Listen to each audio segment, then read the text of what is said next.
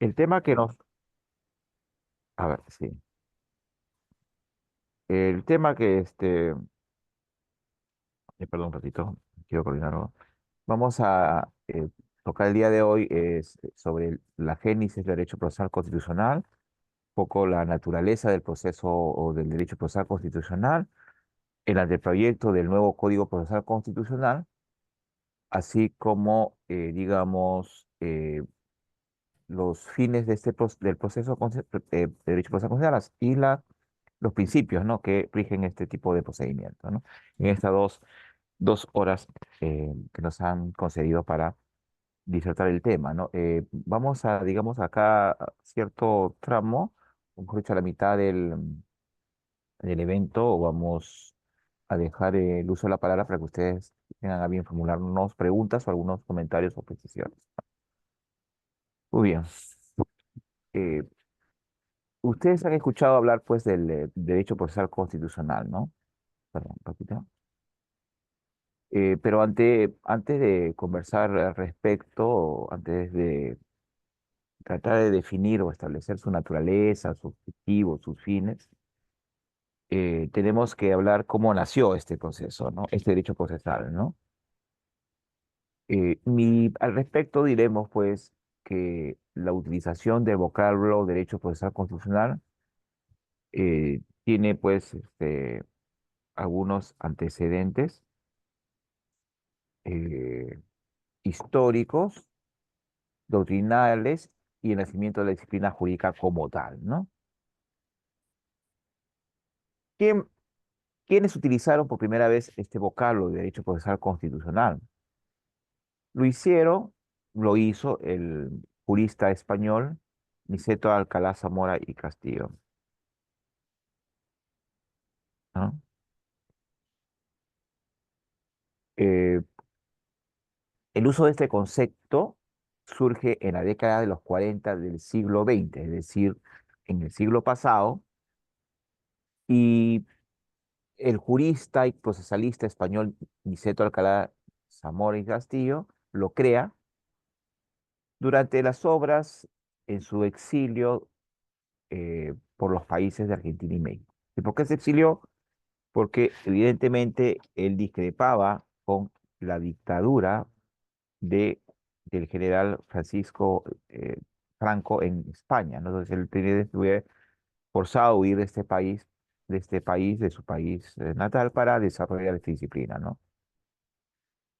Y lo utilizó por primera vez el término derecho procesal constitucional en Argentina, su primer país de exilio, en su libro, en sus ensayos de derecho procesal, publicado en Buenos Aires en 1944. No sé si me confirman si se escucha bien el audio, por favor. ¿Sí? ¿Todo está bien? Por el chat quizás. Muy bien. Niceto Alcalá, Zamora y Castillo emigró luego a México y fue contratado por la Universidad Nacional Autónoma de México, la UNAM, ¿no? Y en su obra, Proceso, Autocomposición y Autodefensa, sostiene que Kelsen constituye el fundador del derecho procesal constitucional. ¿Quién fue Kelsen?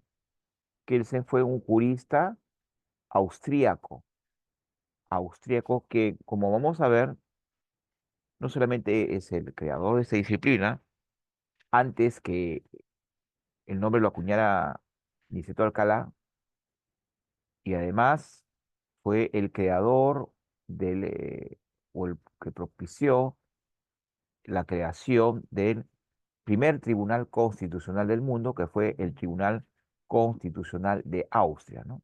Que después se replicara en diversos países como en el Perú, ¿no? Entonces, y él también, él se propugnaba que el control de constitucionalidad de las normas, es decir, el establecimiento de la constitucionalidad o no de las normas, debería ser tarea u obra de un tribunal especializado como fue el Tribunal Constitucional austriaco, ¿no?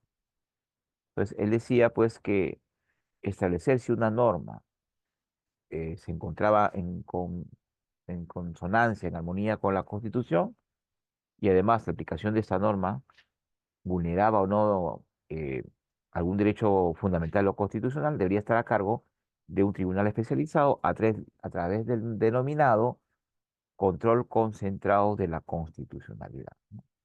Entonces, gran labor, ¿no? La del maestro, la del creador, digamos, la del padre del derecho procesal y del derecho constitucional en sí, ¿no? Entonces, eh, podríamos decir además que eh, fuentes próximas del derecho procesal constitucional, concordamos con Néstor Pedro Sagües, con el maestro Pedro argentino Néstor Pedro Sagües, que dicho sea de paso, acaba de fallecer, gran pérdida para el derecho procesal constitucional latinoamericano, poco menos, digamos, de un mes, ¿no?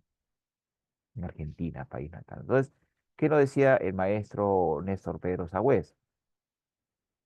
En lo que denominó los 3 cumpleaños del derecho procesal constitucional, al habeas corpus ad inglesa de 1679, ¿no? Que reguló con detalle el primer proceso constitucional que garantiza el derecho fundamental a la libertad personal, el habeas corpus, ¿no? Entonces, el habeas corpus pues nace en Inglaterra en ese año y en su denominación original, o genérica, original, claro, era el tráigame el cuerpo, ¿no? Como ahora también se denomina, ¿no? Se instauraba este instrumento para que se ponga en libertad aquella persona o personas que hayan sido injusta o arbitrariamente detenidos, arrestados, porque eran una especie de deudores tributarios de la época, ¿no? Estamos hablando del medioevo, ¿no? Entonces, se creó ese instrumento para poner en libertad a estas personas que habían sido arbitraria o injustamente detenidas, ¿no? Luego surge el caso Marbury versus Madison, resuelto por la Corte Suprema norteamericana del 24 de febrero de 1803, cual pues Marbury, o se ha puesto erróneamente Marbury, pero es Marbury, digamos, era un juez que había logrado ser juez de paz y no se le había otorgado a él y a otros jueces, 16 jueces, este título, entonces interpone una demanda contra el secretario de Estado, ¿no? Madison, Estados Unidos, ¿no? Eh, digamos, y para que le den el título de juez y interpone su demandamus ante la Corte Suprema de Justicia de la República de los Estados Unidos y en virtud de la aplicación de una ley, de una norma infraconstitucional. Entonces, ¿qué hace la Corte Suprema? ¿Cómo interpreta o cómo analiza esta demanda? Dice, bueno, en realidad sí, tu pretensión es legítima, es válida, ¿no?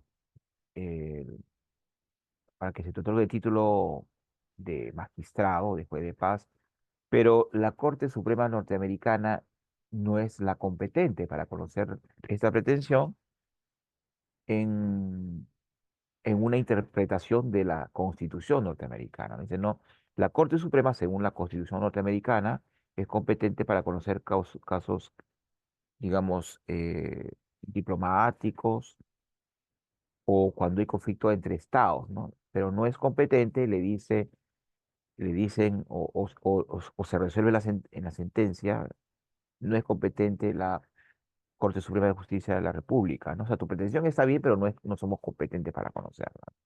Entonces, allí, con esta interpretación, se interpreta, digamos, o se compara, por decir, la norma infraconstitucional, como es una ley, con la Constitución y prima la Constitución, ¿no? Prima la Constitución o se impone la Constitución en un control de constitucionalidad de esas normas. Entonces, ante un aparente conflicto entre la ley y la Constitución, prima evidentemente la Constitución. Entonces, a través de este caso se establece pues el control difuso de la constitucionalidad. Entonces, ya hemos visto hasta aquí con Kelsen, de un lado, y con el caso Marbury versus Madison, dos tipos de controles, ¿no? con Kelsen el control concentrado de la constitucionalidad, es decir, que un tribunal constitucional especializado debe derogar o expulsar una norma infraconstitucional, cuando esta norma colisiona con la Constitución, contraviene lo que la Constitución establece, principios, valores y derechos, ¿no? Y además esta norma en su aplicación vulnere o amenace derechos fundamentales o derechos constitucionales. Entonces, dice que el CEN no hay otro órgano jurisdiccional facultado para ello, ¿no? Entonces, Kelsen desconoce el control difuso de la constitucionalidad, ¿no? Dice, no, del caso Marbury y Mesumaris, él dice, no, cuando se advierta una norma inconstitucional, debe ser un tribunal especializado quien expulsará o derogará esta norma, ¿no? Pero en el caso Marbury versus Madison, se dice que cualquier juez, no solamente los jueces constitucionales, sino los jueces ordinarios, civiles, penales, administrativos, etcétera, pueden inaplicar en el caso concreto una norma cuando esta norma, eh, digamos, contraviene la Constitución o el texto constitucional o texto fundamental, y además en su aplicación vulnere o amenace derechos fundamentales o constitucionales. Remitiéndonos a nuestro país en la actualidad, y a la luz del nuevo Código Procesal Constitucional, de la actual Constitución y del anterior Código Procesal Constitucional, coexisten estos dos sistemas, el control concentrado de la constitucionalidad y el control difuso de la constitucionalidad. El control concentrado se realiza a través de dos procesos, la acción popular y proceso de inconstitucionalidad, que lo vamos a ver en la próxima clase, el día 30, ¿no? Y el control difuso lo hace cualquier juez, no solamente los jueces constitucionales. En cualquier caso, cuando advierta que una norma, digamos una norma infraconstitucional, es decir, una ley o norma con rango de ley, vulnere o amenace derechos fundamentales o constitucionales y además en su aplicación también contravenga, colisione con la Constitución. Entonces, en el Perú coexisten los dos sistemas. Muy bien, entonces era un poco para graficar los orígenes y cómo coexisten en la actualidad. Hemos hablado de un lado el tema de Kelsen, creador de la ley digamos, del Tribunal Constitucional como órgano especial de control de la constitucionalidad, y la creación también está a cargo del Tribunal Constitucional austriaco. Y hemos hablado del caso Marburg y Madison, que dio origen al control, digamos, al control difuso de la constitucionalidad, ¿no? Entonces, en este último caso, pues se institucionaliza el sistema judicial de control de la constitucionalidad de Estados Unidos, Norteamérica. Han pasado varias décadas hasta que se asuma efectivamente y realmente, eh, eh, digamos, el sistema judicial norteamericano en la segunda mitad del siglo XIX, ¿no? Y el tercer hecho relevante, hemos hablado de dos, el tercer hecho relevante para el derecho procesal constitucional y cuál acelera la reflexión sobre la materia de la jurisdicción constitucional y un cambio de paradigma del Estado de Derecho, pasando por el desarrollo del Estado constitucional al desarrollo. Bueno, todavía no hemos llegado al Estado constitucional, ¿no? Estamos en camino, en trámite, en proceso. Fue el nacimiento del Tribunal Constitucional como órgano especializado de control de la constitucionalidad en la Constitución de Austria del 1 de octubre de 1920, en el cual juega un rol importante, significativo, lo que hemos venido hablando, ¿no? Entonces, el Estado constitucional todavía no hemos llegado. ¿Y qué es lo que caracteriza el Estado constitucional? Caracteriza el respeto, la vigencia de la norma suprema, que es la Constitución, que cabeza el ordenamiento jurídico, y además donde exista respeto absoluto e indiscutible de los derechos fundamentales o derechos constitucionales. Muy bien, digamos. Antecedentes doctrinales del derecho procesal constitucional. ¿Quiénes fueron los padres doctrinarios de esta rama? Hans Kelsen, el procesalista uruguayo Eduardo Couture, Piero Calamandrei de Italia y también Mauro Capelletti de ese país, ¿no? Los que aportaron las bases para el nacimiento del derecho procesal constitucional. Digamos que el derecho procesal constitucional nace o parte del derecho procesal civil, ¿no? ¿Qué nos dice el maestro español Niceto Alcalá Zamora y Castillo en su obra Proceso, Autocomposición y Autodefensa, ¿no? Contribución a los fines del proceso? Nos dice que, eh, eh, nos dice que Kelsen constituye el fundador del derecho procesal constitucional. Un segundo, por favor, disculpen.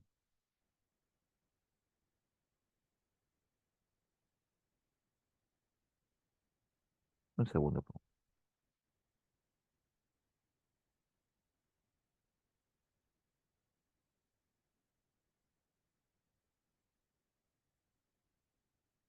Un ratito, por favor. Entonces, el fundador fue Hans Kelsen, ¿no? Esta postura, esta opinión también es asumida por Fix Zamudio, el maestro mexicano, en su memoria de licenciado en en la conclusión quinta de ella, ¿no? Eh, para ellos se considera que fue integrante del equipo que elaboró el texto referente del Tribunal Constitucional Austriaco, que se incorporó a la Constitución de 1920, Hans Kelsen, ¿no? Hans Kelsen, que además fue magistrado del Tribunal Constitucional Austriaco entre los años 1921 y 1930, o sea, 9 años, ¿no? Luego que se dictara y promulgara el 13 de junio de 1921 la ley federal sobre organización del Tribunal Constitucional, sin perjuicio de mantenerse en la cátedra universitaria la Facultad de Derecho de Viena, ¿no? Entonces, fue magistrado del TC austriaco, perdón, y luego maestro, profesor de Derecho Procesal Constitucional, por así decirlo, de la Facultad de Derecho de la Universidad de Viena. Hans Kelsen es el autor del primer estudio sistemático sobre la jurisdicción constitucional desarrollado en 1928 en su obra La garantía jurisdiccional de la Constitución, la justice constitucional. No olvidemos que, bueno, eh, es en otro idioma distinto al español el libro, ¿no? Donde se fundamenta y desarrolla en forma sistemática la existencia de una jurisdicción constitucional concentrada y especializada. El maestro Eduardo Couture se refiere al derecho procesal constitucional en su trabajo Las garantías constitucionales del proceso civil, publicado en el libro Estudios de Derecho Procesal en honor al maestro italiano Hugo Alsina, publicado en Buenos Aires en 1946. Asimismo, lo define en su obra clásica Fundamentos del Derecho Procesal Civil, cuya primera edición es de 1947, donde dedica la tercera parte del tomo a los casos de derecho procesal constitucional. Como ustedes pueden ver hasta acá, todavía el derecho procesal constitucional formaba parte del derecho procesal civil, ¿no? Luego, este, considera que el padre del derecho procesal, del derecho constitucional procesal, el cual comprende el estudio de las garantías constitucionales, a él se le considera, perdón, de acceso a la jurisdicción o tutela judicial efectiva y las reglas sustantivas y adjetivas del debido proceso. O sea, que ya acá se considera pues que de alguna manera va concibiéndose eh, que para encontrar tutela de los derechos fundamentales se debe acceder a una jurisdicción a través del ejercicio de la tutela jurisdiccional efectiva, que es el acceso a la jurisdicción constitucional, y no solamente acceder, sino encontrar una tutela a través de un debido procedimiento, ¿no? De tutela de algún derecho fundamental o constitucional. Y además, el derecho procesal constitucional o derecho constitucional procesal concibe las reglas sustantivas y adjetivas del debido proceso. ¿Qué nos dice el maestro Piero Calamandrei, ¿no? Maestro italiano de la posguerra, ¿no? Establece que los fundamentos de la jurisdicción general italiana en su obra, o sea, en su obra La illegittima costituzionale delle leggi nel processo civile, ¿no? Entonces, parte del proceso civil, ¿no? Hasta hoy, hasta ese entonces, ¿no? La cual posteriormente en 1962 se tradujo al español. Este autor aborda la materia de tres artículos: potere giudiziario, Suprema Corte Constituzionale, es decir, poder de justicia, ¿no? Y la Suprema Corte Constitucional ya concebía ya, ¿no? La idea también de una Corte Suprema Constitucional, la illegittima costituzionale della legge nel processo civile, la legítima constitucionalización de las leyes o las normas del proceso civil, y la Corte Constitucional e Autorità Giudiziaria, ¿no? La Corte Constitucional y la Autoridad Judicial, ¿no? Publicados en Opere Judiciae en Nápoles de 1968, ¿no? Ya va madurándose la idea del derecho procesal constitucional. Mauro Capelletti aportará en el ámbito de la jurisdicción constitucional y señala que esta no solo se refiere al control constitucional orgánico, sino que se amplía con la jurisdicción constitucional protectora de los derechos fundamentales o la jurisdicción constitucional de las libertades, lo que precisa en su obra, y la jurisdicción constitucional de la libertad, la justicia constitucional de la libertad en español. Entonces, ¿qué nos dice Capelletti? Que no solamente, ojo, un poco creo que también amplía la concepción de los maestros antes señalados, entre ellos Kelsen, de que no solamente la justicia o la jurisdicción constitucional sirve para establecer la constitucionalidad de las normas que están por debajo de la Constitución, como son las normas infraconstitucionales, ¿no? Sino también sirve para la tutela, para la restitución del ejercicio de los derechos fundamentales o derechos constitucionales. Lo que en otras palabras significa digamos, la tutela de los procesos, pero de los derechos fundamentales a través de los procesos constitucionales de la libertad o de los procesos de tutela de derechos. Esto fue en 1955. La que fue traducida al español por el maestro Fixamudio como la jurisdicción constitucional de la libertad, ¿no? Con referencia a los ordenamientos alemán, suizo y austriaco. Además, Capelletti agrega el necesario estudio del derecho procesal transnacional o jurisdicción constitucional transnacional, un poco adelantándose a lo que es el derecho convencional o el control de la convencionalidad, ¿no? No es otra cosa que ya existían instrumentos internacionales en ese momento de la tutela de derechos humanos, como son pues la Carta de Naciones Unidas, etcétera, después de la guerra, la Segunda Guerra Mundial, y otras normas. Después se creó en Latinoamérica lo que es la Convención Americana de Derechos Humanos, o la Comisión y la Corte Interamericana de Derechos Humanos, que implica o que es la posibilidad de que cualquier ciudadano o ciudadana interponga una demanda agotada a la vía interna de un país como el nuestro y donde no encontró tutela de su derecho fundamental, para que este tribunal internacional, por ejemplo, la Corte Interamericana de Derechos Humanos, eh, restituya el ejercicio de sus derechos humanos o derechos fundamentales. Demanda que será dirigida, pues, contra algún Estado, ¿no? Es decir, que los Estados, como el Estado peruano ha celebrado y ratificado estos tratados, precisamente comprometiéndose en la tutela, en el respeto de derechos humanos de sus ciudadanos o de aquellas personas que habitan en el territorio nacional y los otros países también. Entonces, materia también esta que es tratada en su artículo Justicia Constitucional Supranacional, traducido por Luis Dorantes Tamayo y publicado en la revista de la Facultad de Derecho de México.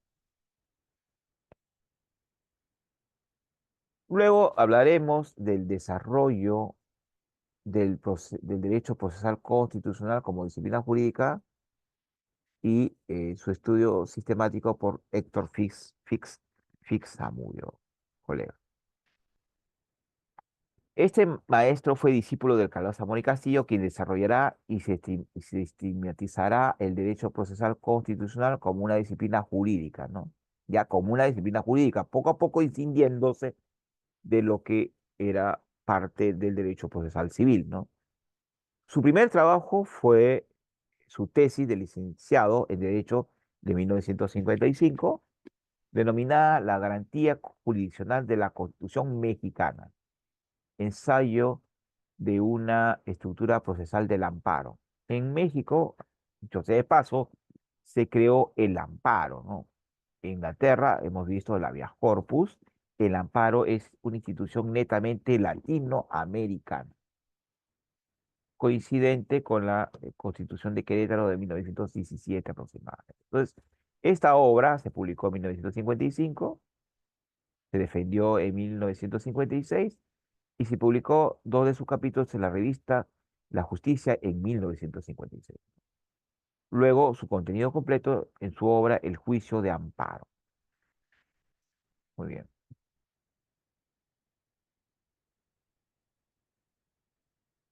En su tesis de licenciatura, Fixamudio consideraba la existencia de una disciplina instrumental que se ocupe del estudio de las normas que sirven de medio para la realización de disposiciones contenidas en los preceptos constitucionales. Entonces, va acá definiendo un carácter instrumental del proceso constitucional, ¿no? ¿No? Decir, para que se realicen, para que se concreticen las normas previstas en la Constitución en ese entonces o en ese momento de la Constitución mexicana, para él, ¿no? Para él, para este autor, ¿no?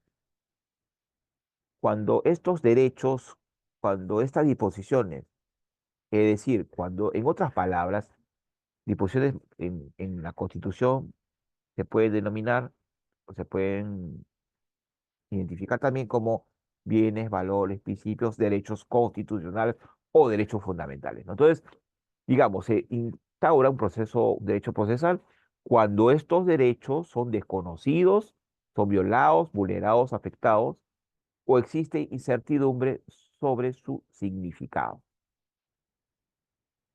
Digamos, y esta es una de las materias, el derecho procesal constitucional, es una de las ramas más jóvenes de la ciencia del derecho procesal, porque ya existía antes, con anterioridad, con un desarrollo anterior, el proceso penal, que era el proceso criminal, el proceso civil, entre otros. Entonces, digamos, más novísima es la escindida, por así decirlo, rama del derecho procesal constitucional.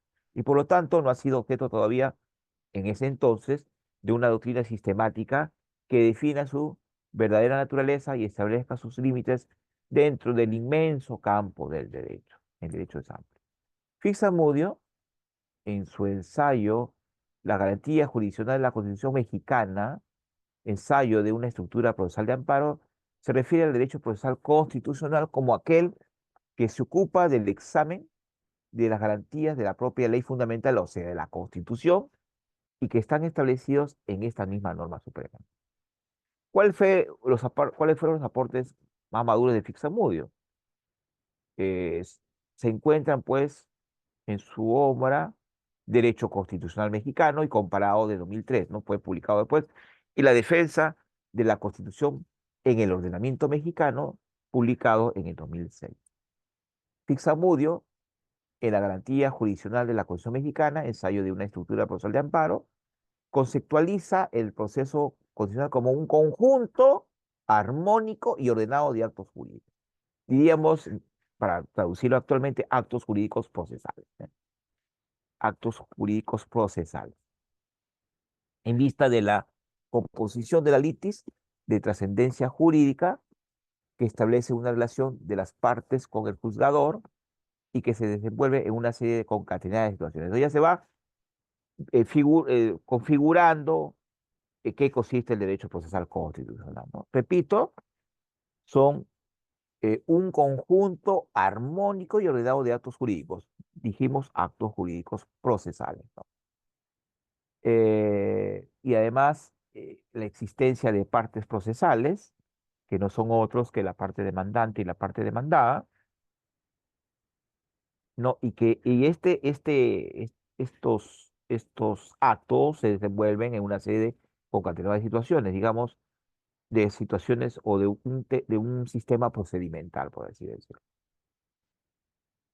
En Introducción al Derecho Procesal Constitucional, Fixamudio vuelve sobre el concepto de derecho procesal constitucional, señalando que tiene por objeto análisis científico, ¿ah? O sea, ya lo conceptualiza como un análisis científico de, desde la perspectiva de la teoría y la doctrina general del proceso o el derecho procesal y de garantías constitucionales establecidas por la eh, Carta Federal de 1917, ¿no?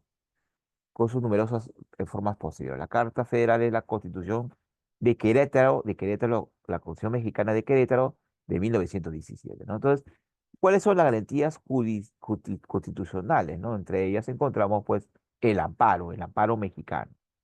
En México, el actual amparo es más amplio que el nuestro, que el peruano, porque abarca temas incluso o tutela derechos que son materia de tutela por el habeas corpus.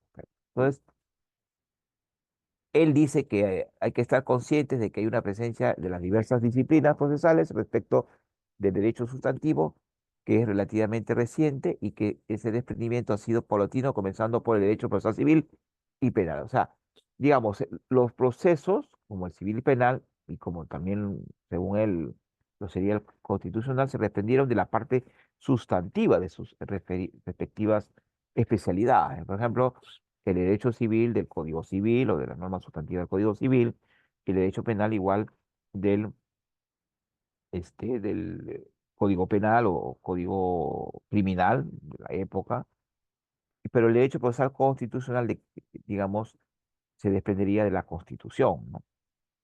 Y solo posteriormente los derechos procesales administrativos, del trabajo agrario, y una de las ramas más modernas, es el derecho procesal constitucional. Fixamudio, en sus breves reflexiones sobre el concepto y contenido del derecho procesal, señala que el derecho procesal constitucional puede describirse como la disciplina jurídica situada dentro del campo del derecho procesal. O sea, él lo conceptualiza que pertenece al derecho procesal. Más adelante vamos a hablar sobre la naturaleza de este proceso, ¿no? De repente vamos a advertir posiciones discrepantes, que se ocupa, ojo, que se ocupa del estudio sistemático de las instituciones y los órganos por medio de los cuales pueden resolverse los conflictos relativos a aplicación de los principios, valores y posiciones fundamentales con objeto de reparar la violencia de los mismos. O sea, cuando estos derechos, principios, valores constitucionales son vulnerados, afectados, violados, instauran los procesos constitucionales respectivos para restituir el ejercicio de estos derechos, ¿no? Esta rama de derecho procesal general tiene como contenido el análisis de tres categorías que se ha calificado como trilogía estructural del proceso: acción, jurisdicción y proceso. Acción es, pues, accionar, interponer una demanda, instaurar una demanda, llevando una pretensión determinada, que en el presente caso sería una pretensión constitucional. La jurisdicción, que está a cargo de un órgano, de órganos especializados, y el proceso es el proceso que reúne una serie de procedimientos o de actos jurídicos procesales. Muy bien. ¿Cuáles son los fines de los procesos constitucionales? Vamos a aterrizar o a remitirnos a lo que nos indica el artículo 2 del título preliminar del nuevo Código Procesal Constitucional de 2021. Nuestro código va a cumplir este julio 3 añitos. Muy bien, ¿cuáles son los fines? Son dos, ¿no? Se ha redefinido ese concepto en el actual código. Eh, Uno es la garantía de la primacía de la Constitución. La Constitución. Un poco también remontándonos, yo siempre utilizo incluso para mis alumnos pre y posgrado el concepto kelseniano de la pirámide, ¿no? Constitución por encima del ordenamiento jurídico, que encabeza el ordenamiento jurídico, debajo de las normas infraconstitucionales, perdón, como ley o normas con rango de ley, ley o normas con rango de ley, y más abajito las normas infralegales, como resoluciones, reglamento de resoluciones administrativas de carácter general. Entonces, digamos, eh, la Constitución encabeza el ordenamiento jurídico en general, ¿ah? Y lo ideal es que, ¿por qué? Porque la Constitución en su seno alberga bienes, valores, principios, derechos fundamentales o constitucionales, ¿no? Entonces, y entonces cualquier norma que se encuentre por debajo, como las leyes o normas con rango de ley, deben dictarse, ya hemos dicho también, en armonía y consonancia con la Constitución, no debe contravenirla, y además en su aplicación no deben vulnerarse ni amenazarse derechos fundamentales o constitucionales, ¿no? Entonces, eso es lo ideal. Y si esa norma contraviene la Constitución y por tanto vulnera derechos fundamentales, se interpone una demanda de inconstitucionalidad en nuestro sistema para expulsar o derogarla, ¿no? Así que se declara fundada la demanda a través, repito, del control concentrado de la constitucionalidad creado por Hans, ¿no? Que se ha creado. Aquí no es, el control concentrado se expulsa la norma y nunca más tiene vigencia. El control difuso solamente inaplica en el caso concreto esa norma, una norma inconstitucional, pero la norma sigue vigente, ¿no? Entonces los efectos son interpartes y no erga omnes como el control concentrado. Y las normas infralegales, cuando contravienen la Constitución y las normas de segundo nivel, las normas infraconstitucionales, y además cuando en su aplicación vulnere y amenace los derechos constitucionales, debe ser expulsada o derogada, o podrá ser expulsada o derogada a través de los procesos de acción popular, que en nuestro sistema es conocido y resuelto por el Poder Judicial. Eso lo vamos a ver la próxima semana, ¿no? Entonces, o sea, esto se denomina el concepto de supremacía, de supremacía constitucional, supremacía de la Constitución frente a las demás normas, ¿no? Porque la Constitución no solamente es un instrumento político, sino es un instrumento jurídico, ¿no? De tutela de derechos, o de establecimiento de derechos básicos fundamentales de la persona. Muy bien. De un lado es eso y la vigencia efectiva de los... Bueno, y además la Constitución, antes que pasemos al segundo concepto de aquí mismo, la Constitución es vinculante, es obligatoria para gobernantes como para gobernados. Ninguna persona, nadie, ni natural ni jurídica, ni gobernante ni gobernados, está exento de cumplir lo que la Constitución manda, ¿no? Y esto incluye autoridades, funcionarios, cualquiera. Entonces, tiene efectos irradia a todos, ¿no? Y su máximo defensor se dice que es el Tribunal Constitucional, el Tribunal Constitucional en nuestro Perú, en nuestro país también. Y luego, otro de los fines de los procesos constitucionales es la vigencia efectiva de los derechos constitucionales o fundamentales, ¿no? ¿Qué significa esto? Que si, por ejemplo, se vulnera o se amenaza algún derecho constitucional o fundamental que se encuentre o no en la Constitución, se pueden instaurar los procesos de amparo, habeas corpus, habeas data y cumplimiento, ¿no?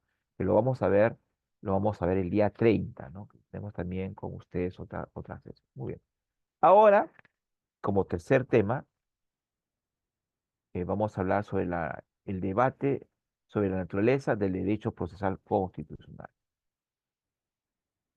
la concepción del derecho procesal constitucional y su naturaleza jurídica, ¿no? En materia de la naturaleza jurídica del derecho procesal constitucional, hay tres enfoques, tres posturas, tres posiciones, colega. El primero, eh, que lo hace depender del derecho constitucional. Es decir, el derecho procesal constitucional sería una rama, por así decirlo, de la Constitución. La otra postura es que es un derecho procesal, autónomo, independiente. En todo caso, sería una rama del derecho procesal en general, del derecho procesal constitucional del derecho procesal en general, como sería, que sería la madre, por decirlo así, también del derecho procesal civil, del derecho procesal penal, del derecho procesal laboral, etcétera, ¿no? Entonces, digamos que esta concepción tendría o esta segunda concepción, y digamos, establecimiento que el derecho procesal es una norma sustantiva, sustantiva. ¿no? Como que también la Constitución es una norma sustantiva. Y la tercera postura plantea la naturaleza híbrida o mixta de la disciplina. Vamos a desarrollar estas posturas a través de algunos autores, ¿no? Vamos a ir calculando los tiempos. Terminando esta primera parte, este tema, no sé si desearían hacernos alguna, alguna pregunta. Un ratito, por favor.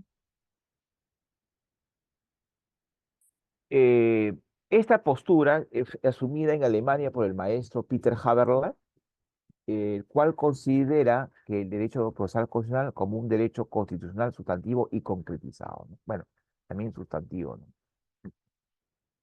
Sustantivo también, digamos.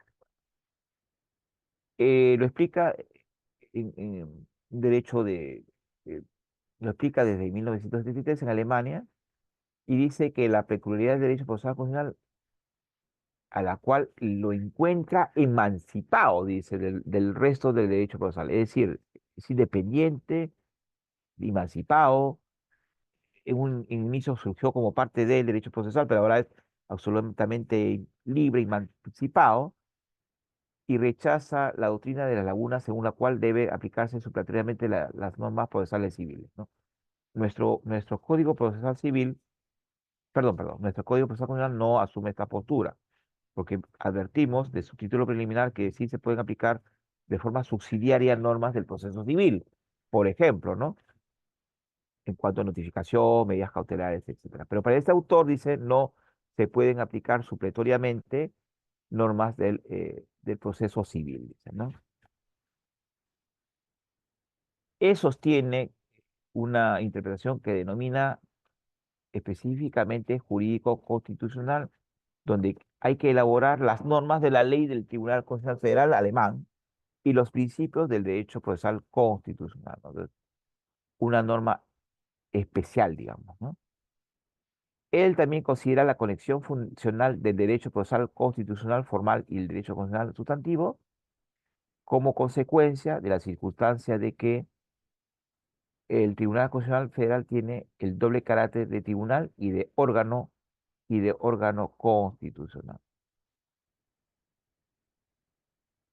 Sí, las preguntas las resolvemos, coleguitas, luego del pequeño espacio, ¿no?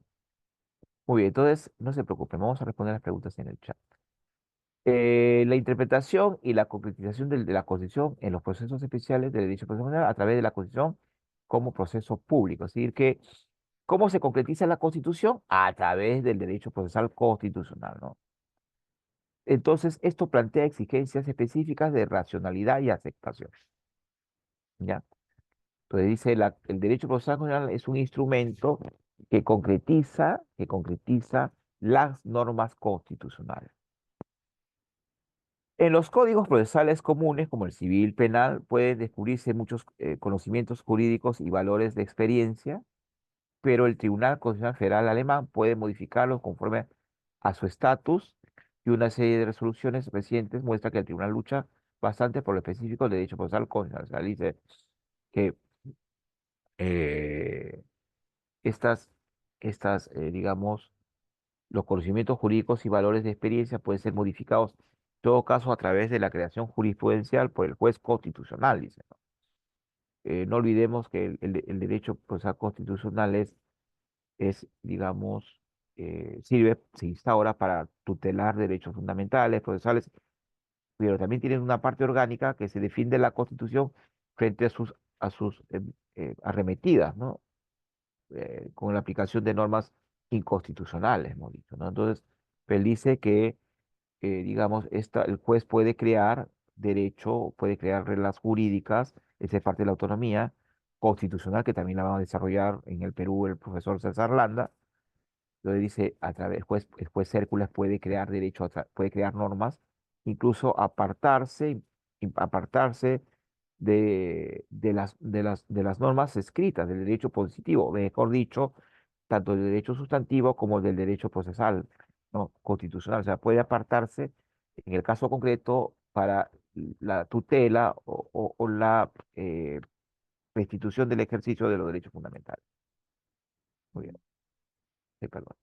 César Landa eh, asume la posición de Peter Haberle y considera que el derecho procesal constitucional como parte del derecho constitucional, como un derecho constitucional concretizado, ¿no? El derecho constitucional, repito, según Landa, es parte del derecho constitucional, un derecho constitucional concretizado, ¿no? La judicatura constitucional debe contar no solo con instancias y procedimientos instancias y procedimientos propios, sino que requiere de principios y reglas autónomas que configuran un derecho procesal constitucional. Requiere principios y reglas autónomas, independientes de las demás ramas del derecho procesal, entendido como derecho constitucional concretizado, lo que implica tomar una cierta distancia con respecto a las demás normas procesales.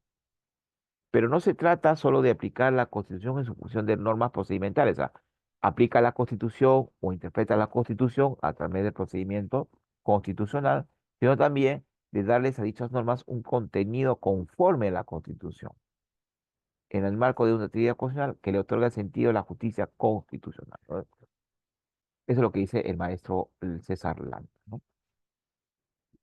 ¿Qué más nos dice Landa? También es el defensor de la autonomía procesal, que no es un dogma, perdón, sino un medio para la realización de la justicia y para que el Tribunal Constitucional no acabe sumergido en una sobrecarga procesal, dice, ¿no? Entonces, él dice debe haber una autonomía procesal para que se concretice, para que se realice, para que la Constitución, para que se tutelen los derechos constitucionales a través de estos instrumentos procesales, sino que dice que a través de ellos se va a, digamos, no se va a evitar la sobrecarga procesal y que se convierte en una magistratura carente de libertad, ¿no?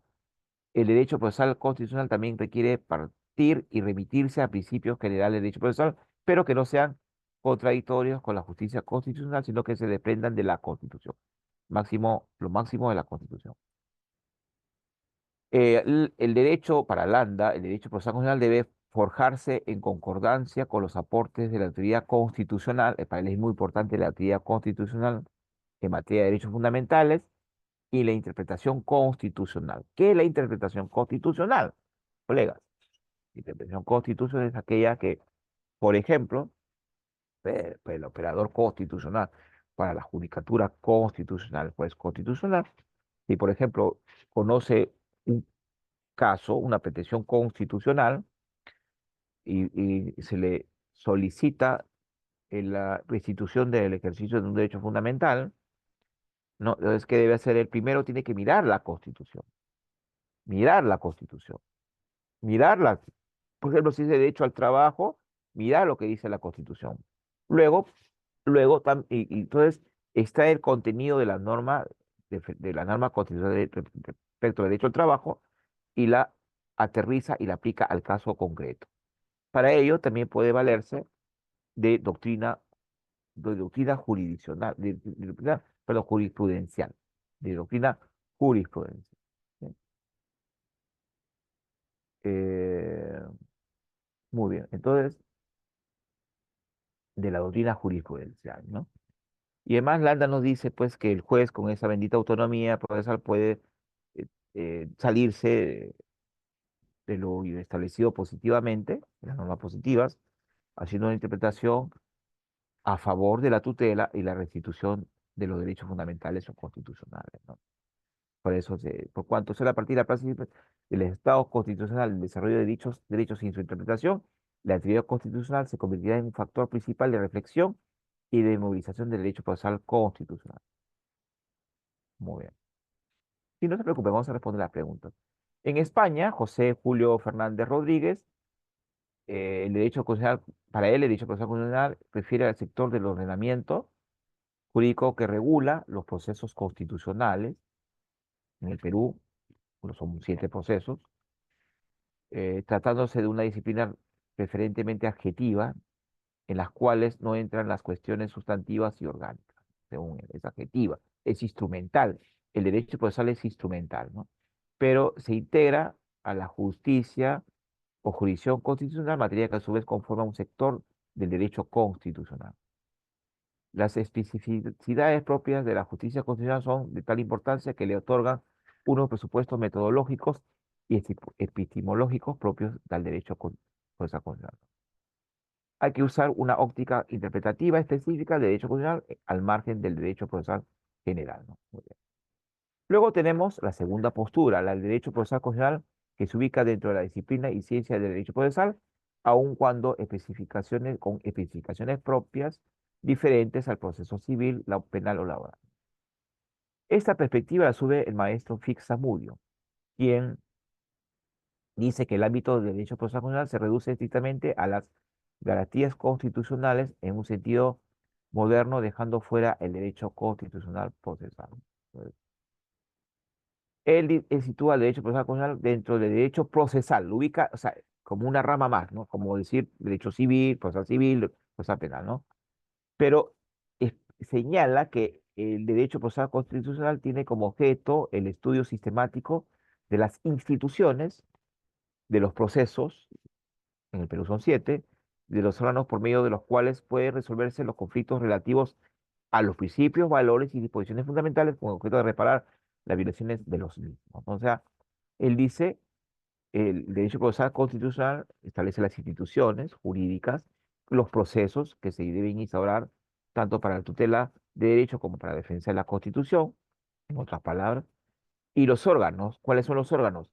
La justicia o la judicatura constitucional especializada. En el Perú tenemos justicia constitucional especializada a través del Poder Judicial y del Tribunal Constitucional respectivamente, ¿no? Y que se instauran para defender los derechos constitucionales o tutelar, ¿no? Entonces, es una materia que se encuentra en confluencia de los derechos procesal y constitucional, confluyen ambos, dice, derecho procesal y derecho constitucional, y por ello requiere apoyo conjunto y constante de los cultivadores de ambas disciplinas. Por ejemplo, si se interpone, como lo vamos a ver en la próxima clase, una demanda de habeas corpus, amparo contra resoluciones judiciales, digamos, se tiene que analizar, o sea, el control constitucional, por ejemplo, de la aplicación de las normas procesales ordinarias, ¿no? Por ejemplo, cómo se aplica en el habeas corpus el Código Procesal Penal, ¿no? Y en el amparo podría ser el Código Procesal Civil, más o menos así. Entonces, hay una confluencia, un análisis, ¿no? Una coincidencia, ¿ves? Sin perjuicio del análisis de las normas sustantivas. Fixamudio desarrolla, dice, la perspectiva de Couture y señala que los límites del derecho procesal constitucional, del derecho constitucional procesal, específicamente el contenido de este último, el cual estaría integrado por la jurisdicción en sentido constitucional. Es decir, existe una jurisdicción constitucional, una función pública que tiene por objeto resolver las controversias jurídicas que se plantean entre dos partes contrapuestas, demandante y demandado, y que deben someterse al conocimiento de un órgano del Estado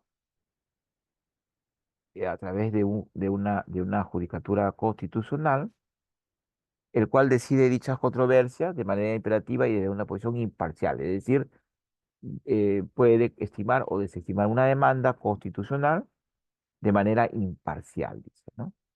Interpretando también, ¿no? Las garantías judiciales concebidas como el conjunto de instrumentos establecidos por las normas constitucionales con el objeto de lograr la independencia e imparcialidad del juzgador, ¿no?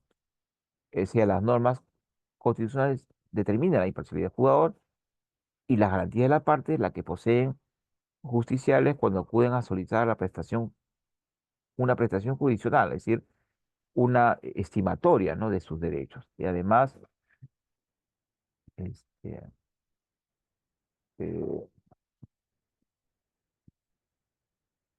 eh, a ver, eh, sí, a ver. Bueno, en la época cuando Landa era magistrado, hubo una discrepancia con el otro gran procesalista, magistrado y procesalista, el doctor Juan Vergara Gotelli, que está descansando en paz, el cual fue coautor del Código Procesal Civil, ¿no? Magistrado del Poder Judicial y magistrado presidente del Tribunal Constitucional. Los dos fueron presidentes en su oportunidad, ¿no? Este, eh, sin embargo, Digamos, Vergara sí defendía, digamos, una postura como la actual, establecía que el proceso constitucional sí tenía ciertas, eh, digamos, cierta autonomía e independencia, pero formaba parte del derecho procesal, y no estaba tan de acuerdo con la autonomía procesal del Landesroller, ¿no? Entonces, digamos que eh, son dos posturas distintas, ¿no? Vergara sí concebía al derecho procesal constitucional como parte del derecho procesal, no autónomo e independiente. Muy bien. 뭐죠?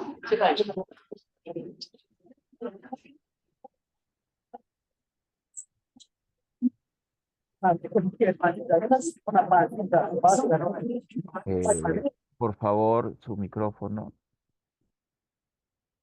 Gracias. Su discípulo, gracias. Gracias por. Sí, apague su micrófono, por favor. Sí. Muy bien. Entonces, Eduardo Ferrer MacGregor, discípulo de él, eh, nos señala que el derecho procesal constitucional como una disciplina que se encarga del estudio sistemático de la jurisdicción, órganos y garantías constitucionales. Jurisdicción constitucional, órganos constitucionales, ¿no? Órganos especializados. Y las garantías constitucionales, y entiende que estas últimas son los instrumentos predominantemente de carácter procesal dirigidos a la protección y defensa de los valores, principios y normas de carácter constitucional. Entonces, él dice que la garantía constitucional, que no son otros que los procesos constitucionales, son instrumentos, ¿no?, de carácter procesal destinados a la protección y defensa de los valores, principios y normas constitucionales que están previstas en la Constitución. No, le da un carácter más adjetivo, ¿no?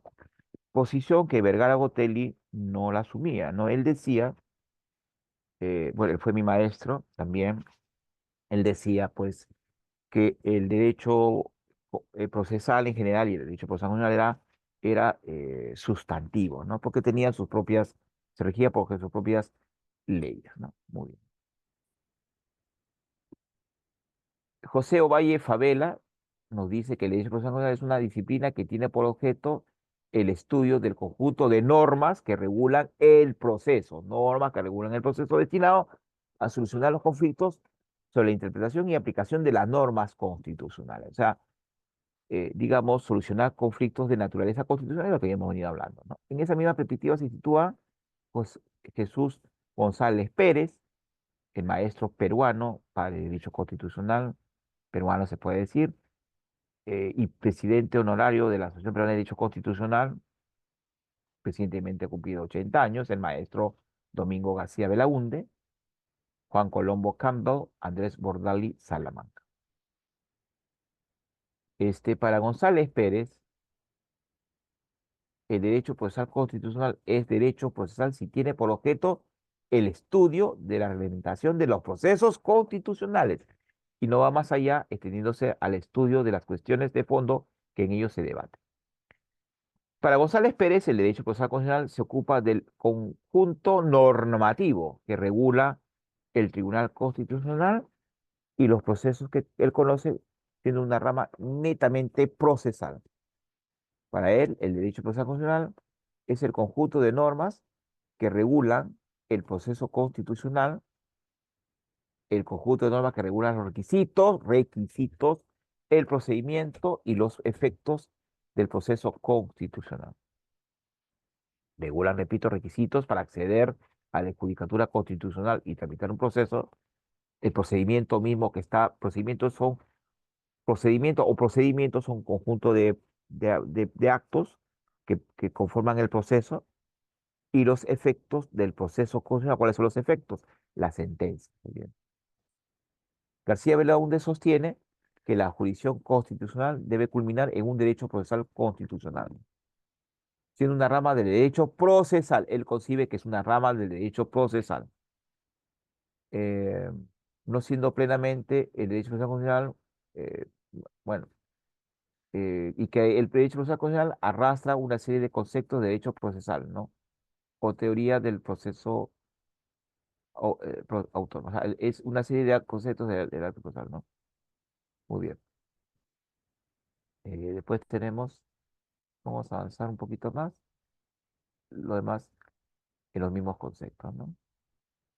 Eh, Muy bien. Ahora tenemos una tercera postura, los demás autores coinciden en lo mismo, el que concibe el derecho procesal constitucional como una mixtura o hibridación del derecho constitucional y derecho procesal.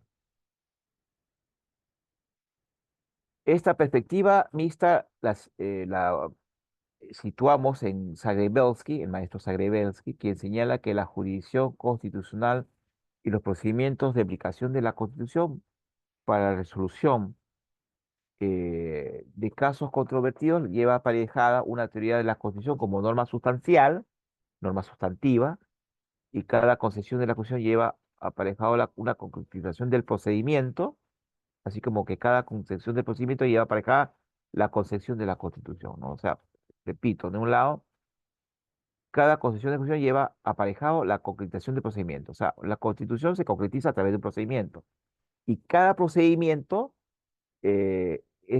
contiene una concepción de la Constitución, va unido según ellos, ¿no? Zagrebelsky afirma que esta interdependencia recíproca es materia de muchas posibles reflexiones que llevarían lejos y sobre cuestiones decisivas, ¿no? La justicia constitucional, dice, me parece a primera vista más capaz de ser comprendida que todas las otras que se debatieron en el ámbito de la reflexión procesalista, procesalista general.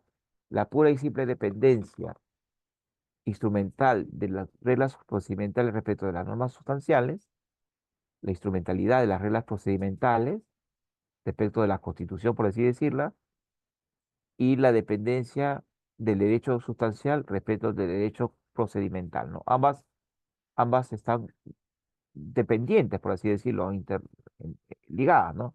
Hasta la existencia del primero, sino como producto de la actividad procesal o su recíproca interdependencia, ¿no? Eh, y además son dos ámbitos conceptuales separados, o sea, ambas son interdependientes, ¿no? Una concretiza la Constitución y la otra, pues, interpreta la Constitución, ¿no? Es algo sui generis, ¿no?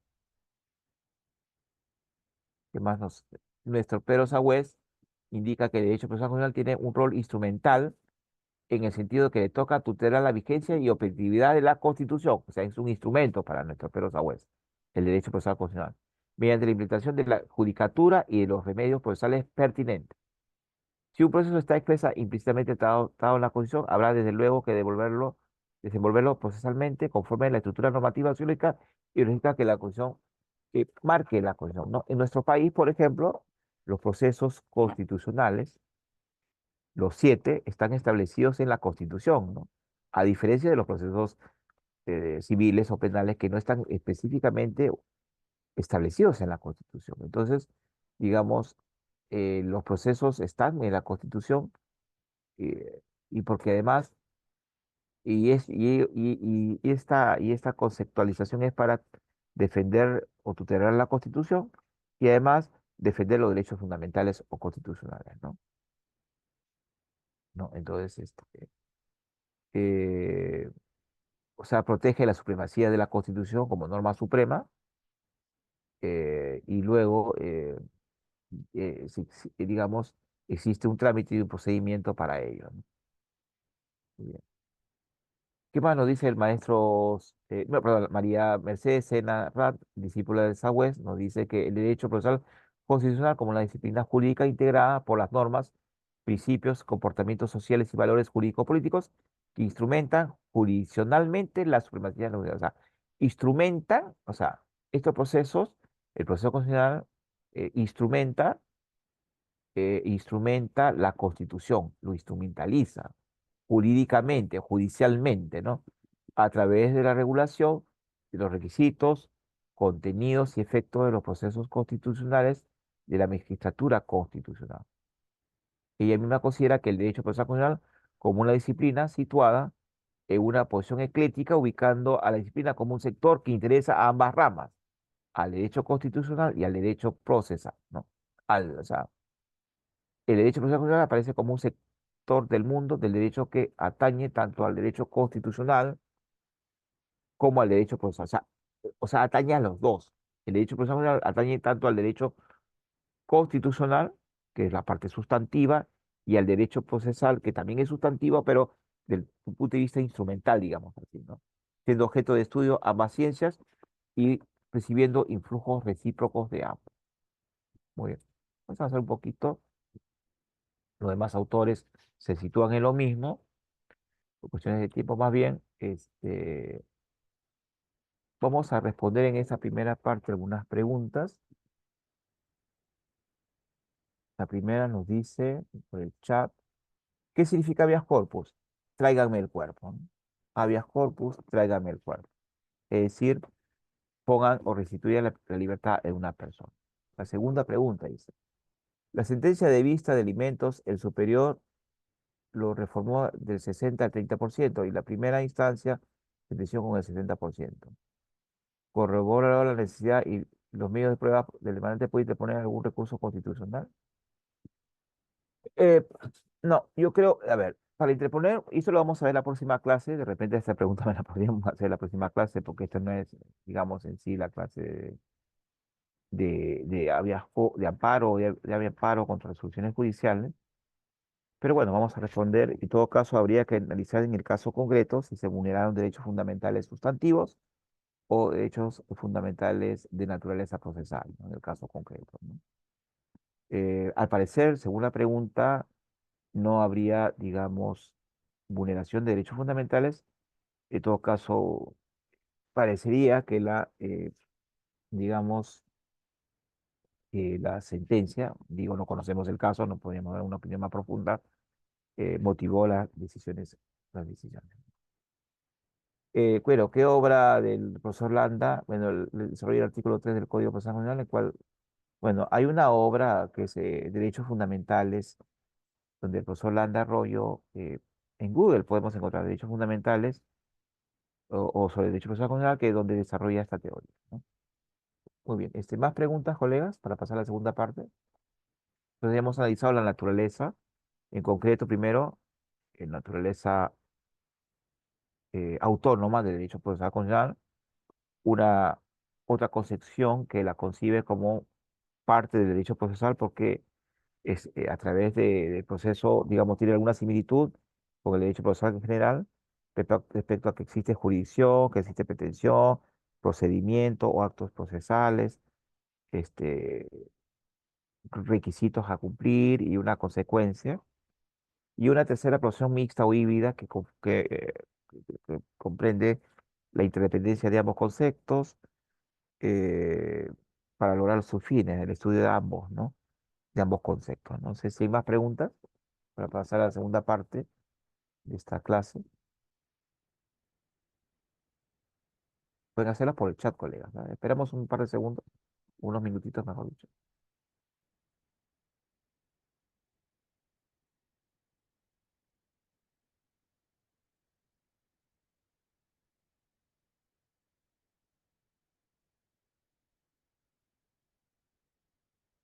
¿Sí?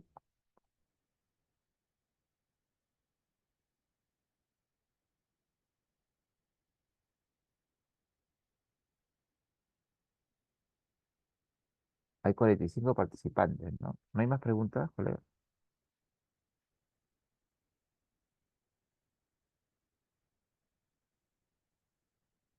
Bueno, entonces las pueden hacer en la segunda y última parte de la clase.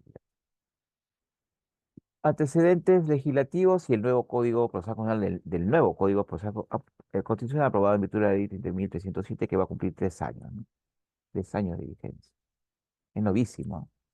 Primero, como antecedentes legislativos, tenemos que la ley, el primer Código Procesal Constitucional, que en el Perú fue un tema revolucionario porque era el primer país latinoamericano donde a través de un solo código se reunía todos los procesos constitucionales que antes estaban, por así, desperdigados y cumplió 20 años, o cumpliría 20 años este año.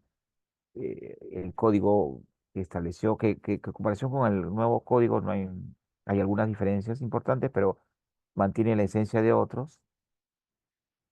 Y lo vamos a ver en más detalle en la próxima clase y vamos ahí a hablar cuáles son las novedades. Muy bien. O las innovaciones. El anterior código, aprobado por la ley 28.237, entró en vigencia el 1 de diciembre de 2004 y en su aplicación en la práctica generó algunas situaciones jurídicas que requirieron adecuarse, ¿no? La primera se aprobó inclusive antes de su entrada en vigencia, en virtud de la ley 28.400, que precisó los alcances de la primera disposición transitoria y derogatoria del Código Procesal Constitucional. La segunda se realizó al año de su vigencia por ley 28.642, que modificó el artículo 5, numeral 8 del Código Procesal Constitucional con la finalidad de señalar que no procedía el proceso constitucional cuando se cuestionaban las resoluciones del Jurado Nacional de Elecciones en materias electorales referidas a referéndum también o consultas populares, entre otras. Estas dos modificaciones se realizaron durante el periodo parlamentario de 2001-2006. El siguiente cuadro, vamos a señalarlo muy someramente, muestra los proyectos de ley que dieron origen al Código Procesal Constitucional, al anterior a este, y a sus dos primeras modificaciones. Por ejemplo, tenemos proyectos de ley que dieron origen al Código Procesal Constitucional y sus dos primeras reformas durante el periodo 2001 y 2016, ¿no? Tenemos la ley que precisa el procedimiento para denunciar a los responsables de la agresión, los procedimientos de habeas corpus y amparo, la ley que modificó la ley de habeas corpus y amparo, que eran leyes independientes y se reunieron, procesos independientes se reunieron en un solo código, la ley que establece el mecanismo para la justiciabilidad de los derechos económicos, luego la ley que modifica la ley número 23.506, Ley de Amparo y Habeas Corpus Ley de Habeas Corpus y Amparo, en concordancia con lo dispuesto por el inciso 16 del artículo 65 de la Ley 23.853, Ley Orgánica de Municipalidades, el texto único ordenado de la legislación antiterrorista de normas sobre el delito de terrorismo y otras disposiciones normativas, el proyecto de ley que modifica la ley 23.506, ley de habeas corpus y amparo, o sea, la habeas corpus y amparo se fueron modificando en el tiempo, y así una serie de normas. Muy bien. Luego tenemos que durante el periodo parlamentario, que siguió, es decir, 2006 a 2011, se presentaron otras propuestas de reforma del Código Procesal Constitucional, varias de las cuales culminaron en leyes que modificaron dicha norma. El siguiente cuadro muestra el proyecto de ley presentado durante tal periodo y resultado procesal correspondiente.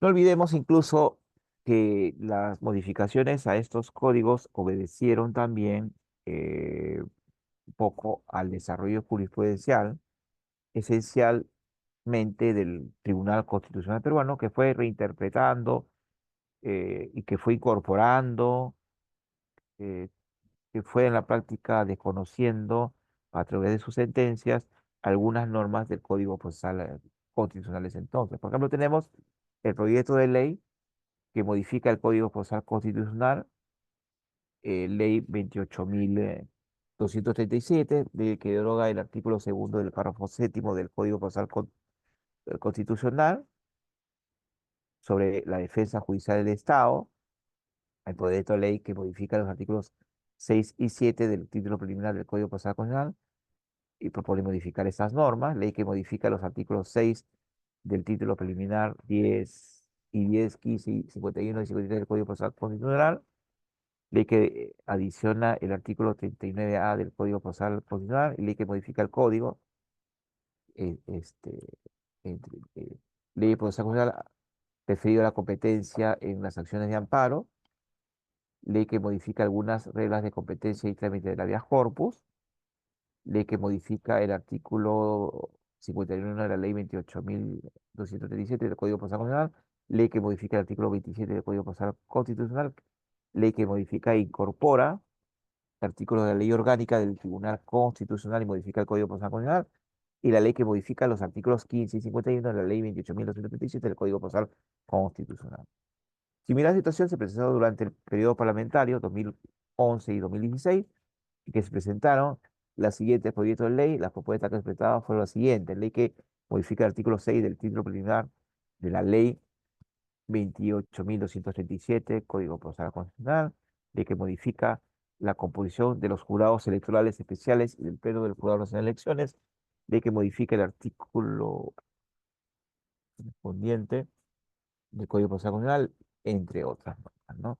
Entre otras. Luego tenemos eh, eh, propuestas de ley de reforma del Código Procesal Constitucional durante el periodo parlamentario, ¿no? Proyecto de ley de reforma del Código Procesal Constitucional. O sea, a la luz de la aplicación del Código Procesal Constitucional derogado, el anterior, a la luz de la jurisprudencia naciente, durante la floreciente e importante, boyante jurisprudencia del Tribunal Constitucional, ya se hacía necesario, pues, una modificación el establecimiento de un nuevo Código Procesal Constitucional, ¿no?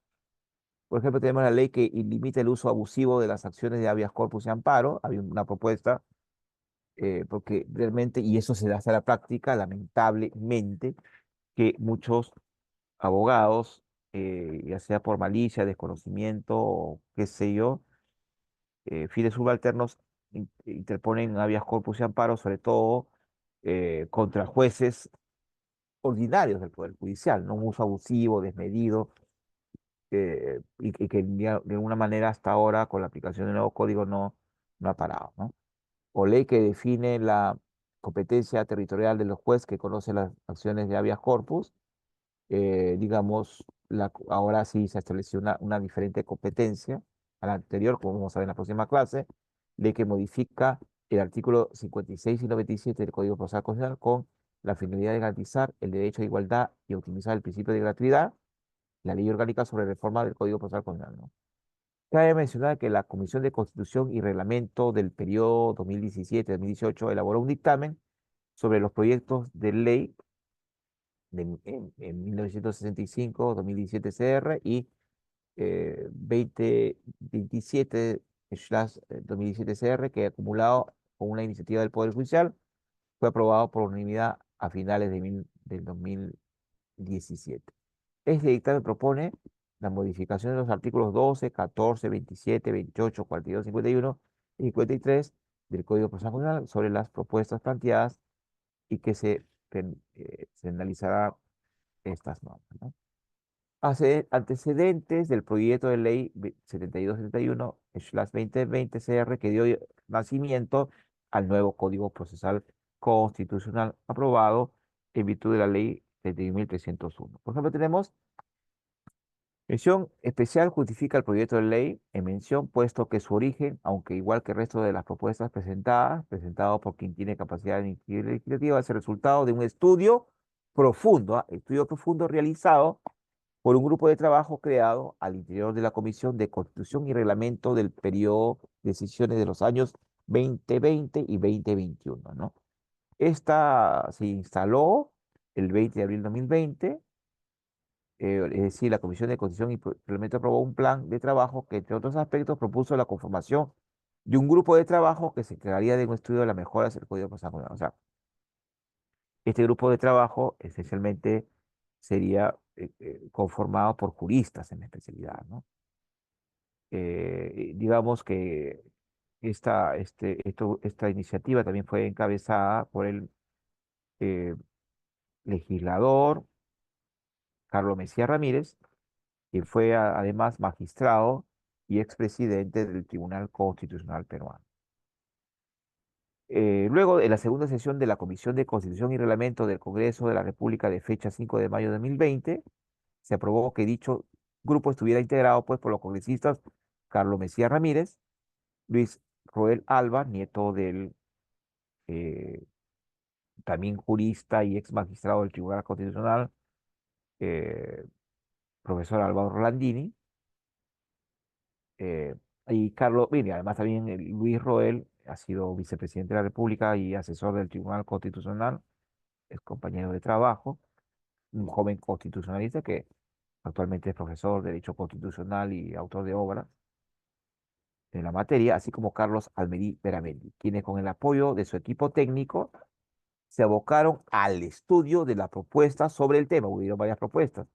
entre ellas elaboradas por el Ministerio de Justicia y Derechos Humanos, ¿no? Contaron con el apoyo de reconocidos especialistas en la materia, quienes participaron en las sesiones de los grupos de trabajo, como se indica en el informe de grupo, aprobado con fecha 9 de febrero de 2021. Se invitaron expertos en materia de derecho constitucional y procesal constitucional para que puedan presentar sugerencias de mejoras con relación a los 7 procesos constitucionales que regula el código: habeas corpus, amparo, habeas data, cumplimiento, que son los procesos concretos o de tutela de derechos o procesos constitucionales de libertad, y lo de acción popular, inconstitucionalidad y los conflictos de competencias o atribuciones o de atribuciones, procesos abstractos, ¿no? De acuerdo con el informe final presentado, la participación de este grupo eh, de estudio tuvo a reconocidos, este grupo tuvo a reconocidos especialistas en derecho constitucional por temas. En el siguiente cuadro se hace el resumen de los invitados por tema, ¿no? Habeas corpus, el gran profesor y autor de obras y asesor del Tribunal Constitucional, Luis Sáenz Dávalos, compañero de trabajo. La doctora Paula Brunet Ordóñez Rosales, también asesora del Tribunal Constitucional y profesora de Derecho Constitucional. Luego a César Nakazaki Servigón, conocido, abogado, abogado penalista, y Jefferson Moreno Nieves, también abogado penalista, y Juan Carlos Portugal Sánchez, profesor de Derecho Constitucional y autor de obras sobre la materia. En Amparo y Habeas Data le integraron el también eh, abogado y jurista Enrique Gersi Silva, Cristian Delgado Suárez, profesores Cristian Delgado Suárez, los profesores el profesor Samuel Abad Yupanqui, Carlos Lave Mavila, Giancarlo Crechi Basalo, ex asesor del Tribunal Constitucional, Gustavo Gutiérrez Tixe, actual magistrado del Tribunal Constitucional, profesor de Derecho Constitucional y autor de obras sobre la materia, Omar Sara Suárez, asesor del Tribunal Constitucional y profesor de Derecho Constitucional y autor de obras también sobre la materia, Jorge Anancien Zúñiga y Giancarlo Crecci, están repitiendo. Proceso de cumplimiento a los profesores Jorge Danoso Ordóñez y Ramón Guapaya Tapia, en los procesos de acción popular de inconstitucionalidad y de conflicto de competencia, al joven constitucionalista, profesor de Derecho Constitucional también, hijo de Enrique Gersi, Lucas Gersi Murillo, ex asesor del Tribunal Constitucional, y a Pablo Santiago Sánchez Nasif. ¿No? Las fuentes en cada diapositiva, como ustedes pueden ver, están anotadas, ¿no? Además de ello, luego se elaboró una propuesta integral en los cambios sugeridos. El grupo de trabajo solicitó opiniones de otros expertos en derecho constitucional, como los profesores Aníbal Quiroga León, Gerardo Eto Cruz, ex magistrado del Tribunal Constitucional y director del Centro de Estudios Constitucionales del TC también, el gran profesor maestro Carlos Jacalson Nieto, profesor de la Universidad Privada de Piura, también el otro gran profesor de Derecho Constitucional, Luis Castillo Córdoba, los profesores Luciano López Flores, Jorge Danoso Ordóñez y Delia Muñoz Muñoz. Fueron 8 las sesiones que tuvo el grupo de trabajo, en la que se abocaron al estudio de todas las propuestas presentadas por los especialistas, para que luego de un profundo estudio y debate presenten un informe final. Producto concreto, el proyecto de reforma del Código Procesal Constitucional, el que fue discutido y debatido en el seno de la Comisión de Constitución y Reglamento, fue aprobado por la unanimidad de sus miembros, o sea, todos, en la 25ª sesión de Comisión de Constitución y Reglamento del 9 de febrero de 2021, ya cerquita a su aprobación. El anteproyecto mejorado con las propuestas presentadas en dicha sesión de comisión, ha sido presentado formalmente como el proyecto de ley 7271/2020 ¿Cuál fue el contenido de las propuestas? Y antes de ello, debemos referirnos de que el gobierno de ese entonces, el Ejecutivo, no promulgó y realizó una serie de observaciones que precisamente en este documento que lo estamos presentando nosotros podrían ustedes eh, profundizar, ¿no? Bueno, no es materia de la clase, pero podría, ¿no?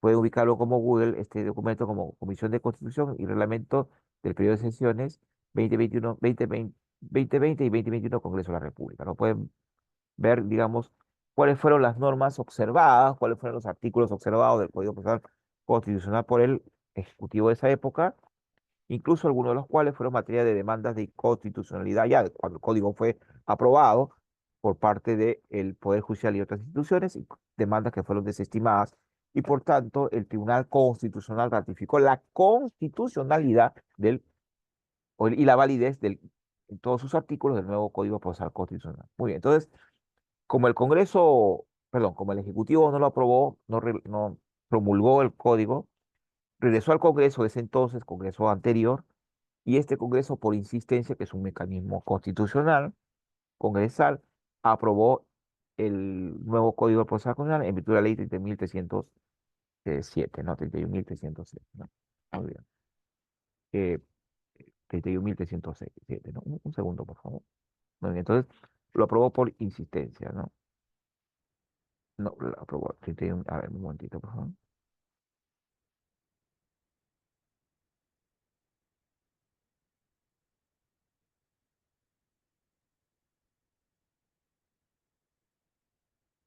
31.307, exactamente. Muy bien.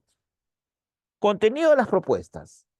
A continuación, se resume el contenido principal de las propuestas de la ley que originaba la presente propuesta normativa. El proyecto de ley 3478, estos son los, del 2018 CR, presentado por el grupo parlamentario peruano, por el Peruanos por el Cambio, a propuesta de la excongresista Mercedes Arao Fernández, propone la modificación del artículo 66 del nuevo Código Procesal Constitucional con el fin de que se precise que se tiene por ejecutado íntegramente el objeto del proceso de cumplimiento a partir del cumplimiento de la norma legal o del acto administrativo demandado, requiriendo sus efectos a futuro.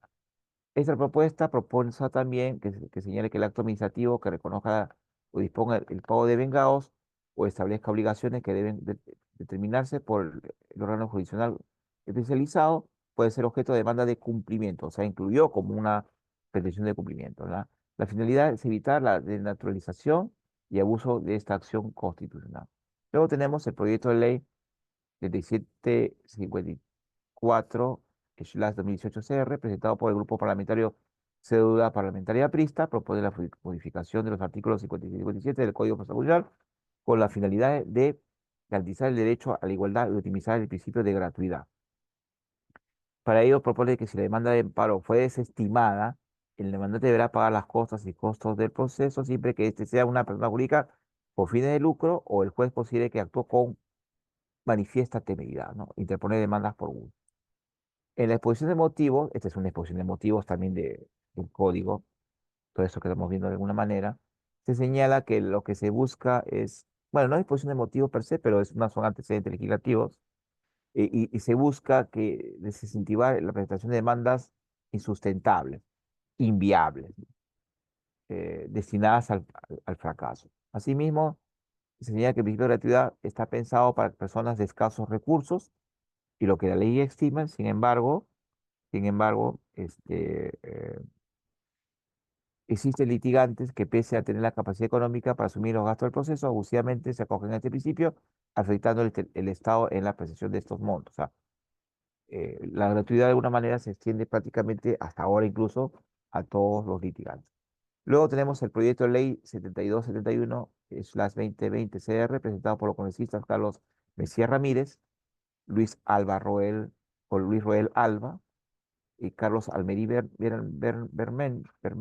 Beramendi, sobre el base del estudio realizado en su calidad de miembro del grupo de trabajo encargado de presentar mejoras al Código Procesal Constitucional y proponen una reforma completa, o sea, total, de las disposiciones que integran dicho cuerpo normativo, o sea, un nuevo código, en otras palabras, con la finalidad de realizar reformas sustantivas en lo que respecta a la oralidad y adecuándolas a los avances jurisprudenciales y doctrinales sobre la materia, también la doctrina, ojo, o sea, la jurisprudencia y la doctrina influenciaron para el nuevo código y adecuándolas a los avances jurisprudenciales y doctrinales, hemos dicho, así como las sugerencias académicas presentadas por expertos en Derecho Constitucional recogidas en las sesiones realizadas por dicho grupo de trabajo. Análisis técnico, la codificación de los procesos constitucionales del Perú. Durante la presidencia del congresista Natalia Prado Primo, que también es profesor de Derecho Constitucional, la Comisión de Constitución del Reglamento del periodo 2003-2004, gracias al aporte académico del grupo de profesores universitarios, entre ellos Domingo García Belaúnde, Samuel Abad Yupanqui, Jorge Danos, Francisco Iguren Praderi, entre otros, impulsó una iniciativa conjunta con la Comisión de Justicia y Derechos Humanos para proponer por primera vez en la historia del Perú un código procesal constitucional, el mismo que fue aprobado por el Pleno del Congreso de la República el 6 de mayo del 2004, estamos hablando del anterior código, y publicado el 31 de mayo del mismo año, pero con vigencia el 1 de diciembre de 2004. Como lo recuerda Samuel Abad, hasta antes de la dación del Código Procesal Constitucional, quien quería entrar en legislación sobre las garantías generales se encontraba con la maraña legal, pues existía una ley, o sea, había una maraña legal, había una ley de habeas corpus, una ley de amparo, la ley 23.506 del año 82, que sufrió múltiples variaciones. Además, había una ley que abordaba el procedimiento de la acción popular y otras sobre las datas y acción de cumplimiento y una sobre acción de constitucionalidad y conflicto de competencia que se encontraba dentro de la ley orgánica del tribunal. Esta descircularización de procesos constitucionales, o sea, normas dispersas para los diversos procesos constitucionales, no solo generaba complicaciones y altos costos a quienes recurrían a defender sus derechos, sino que generaba incertidumbre y confusión en la aplicación de normas. ¿No? O sea, ya se estableció un código ahora, en esa época y ahora también, donde establece las normas procedimentales claras, ¿no? Las competencias, que los derechos objetos de protección, eh, los actos procedimentales y la sentencia, el contenido de la sentencia, ¿no? Entonces, se puso pues sistematizarlos, actualizar y unificar esas normas, ¿no? Y estructurarlas según su nuevo cuerpo normativo. Estamos hablando del anterior Código Procesal Constitucional que, digamos, el de actual ha recogido algunas, ¿no? De sus instituciones, ¿no? Entonces, dentro del sistema jurídico se pueda contar con una legislación especial que regule de forma adecuada las garantías constitucionales, ¿no? Partiendo de la lógica, pues, que el habeas corpus, amparo de haber de cumplimiento, constitucionalidad en el proceso constitucional y, por tanto, correspondía ser organizados en un código procesal constitucional. Eh, ¿Qué más tenemos? ¿Qué nos decía Néstor Pedro Sagüez? A mayor seguridad jurídica, pues permite un tratamiento coherente a los institutos procesal constitucionalistas, muchas veces dispersos y no siempre armónicos, nacidos en distintas épocas y con ideologías contrapuestas, perfeccionamiento y eficacia, pues la codificación generaría la oportunidad de revisar y mejorar el arsenal normativo existente, actualizarlo y eliminar aquellas disposiciones erradas, desfasadas y cubrir vacíos lagunosos y disipar ambigüedades. Luego se habló de la necesidad y actualización del Código Procesal Constitucional. Dijimos que el Código Procesal Constitucional anterior entró en vigencia el 1 de diciembre de 2004 y tenía una antigüedad de 17 años, ¿no? Y aunque los balances realizados sobre la aplicación han sido positivos, y gran parte, o sea, positivos en cuanto a la tutela o establecimiento de doctrina jurisprudencial, esencialmente por parte de las sentencias del Tribunal Constitucional, ¿no? Digamos, habría necesidad de aclarar aspectos vinculados a las clases y procedimientos constitucionales, ¿no? Entonces, se presentaron varias propuestas que fueron detalladas, la academia contribuyó, los especialistas y profesores de Derecho Constitucional también, y los expresidentes del TC, entre ellos Carlos Mesía, y cuando se les propuso pues la idea de codificar los procesos constitucionales, se han realizado una serie de eventos académicos que han generado espacios para el análisis, reflexión y balance sobre el Código Procesal Constitucional, ¿no? Para ello podemos mencionar, por ejemplo, el Congreso Nacional de Derecho Procesal Constitucional, en cuya quinta versión logró la publicación de un libro denominado Ponencias del Quinto Congreso Nacional de Derecho Procesal Constitucional, Arequipa 2014, que recoge todas las preocupaciones y propuestas para mejorar la normativa procesal constitucional. Por ejemplo, papel importante la tuvo también el, el- la Asociación Peruana de Derecho Constitucional, ¿no? De la cual tengo el honor de ser parte, y que año tras año viene desarrollando pues eventos académicos con la finalidad pues de, de proponer ponencias académicas, de mejora en cuanto al aspecto sustantivo y el aspecto procesal, ¿no? Del Código Procesal Constitucional, ¿no? Entonces, y justamente se va a realizar un congreso en Arequipa, perdón, en Cusco este año, cada año se realiza, el año pasado fue en Arequipa, en la ciudad del Cusco, del 22 al 22, 23, 24 del mes de agosto del presente año, ¿no? Donde incluso se llevan propuestas y el que les habla está llevando una ponencia, un tema que considero novedoso, ¿no? Entonces, digamos, estos congresos sirven para estos eventos académicos. Entonces, la propuesta no solamente vino de la política, sino esencialmente de la academia, ¿no? De la academia. Entonces, digamos, estas propuestas propugnaban, pues, una mejor protección, una adecuada protección de los derechos fundamentales, ¿no? De conformidad con los principios establecidos en la Constitución de Política de 1993, ¿no? Entonces, en el año 2016 se creó un grupo de trabajo que se encargaría de revisar y proponer mejoras a las disposiciones contenidas en el Código Procesal Constitucional con la finalidad de actualizarlo, atendiendo a los desarrollos jurisprudenciales y doctrinales que se produjeron desde su promulgación. Este grupo fue conformado por Domingo García Belaúnde, presidente, el presidente de la asociación también, honorario, Juan Carlos Morón Urbina, José Félix Palomino Manchego, el profesor Samarquino, Eleuterio Nelson Ramírez Jiménez, Aníbal Gonzalo Raúl Quiroga León, profesores estos, que también Gerardo Eto Cruz, al señor de Guardia, que prestó un anteproyecto de reforma que ha sido considerado como insumo al grupo de trabajo liderado por el congresista Carlos Mesías Ramírez, que culminó con la presentación del proyecto de ley 7271 2020 CR, que es la iniciativa central en materia del dictamen, ¿no? Entonces, qué justificó las mejoras que planteó el grupo de trabajo, ¿no? Eh, tenemos eh, el proyecto, el anteproyecto del cuerpo normativo tuvo, digamos, partió de insumos, de los insumos señalados por los académicos y por la jurisprudencia del Tribunal Constitucional, ¿no? Fue largamente debatida, analizada, testeada, etcétera, ¿no? Y esta comisión, digamos, la Comisión de Constitución y Reglamento hizo suya la propuesta formulada en su totalidad y se propusieron varios cambios al respecto, ¿no? Perdón, aquí hay un error, 31.307, ¿ah? No, no, un error ahí, por favor, lo modifica, ¿no? Se aprobó por insistencia, ¿no? La ley 31.307, ¿no? Entonces, repito, digamos, el Ejecutivo, el Congreso o los congresistas le transmitieron al Ejecutivo esta propuesta. El Ejecutivo la observó varios artículos, regresó al Congreso anterior, el Ejecutivo anterior también, anterior a Castillo incluso, y el Congreso lo aprobó por insistencia, ¿no? En corto periodo que le quedaba. Muy bien, ahora finalmente vamos a hablar los principios procesales, muchos de los cuales, o todos los cuales, se encuentran en el artículo 3, principios procesales del nuevo Código Procesal Constitucional aprobado por ley 20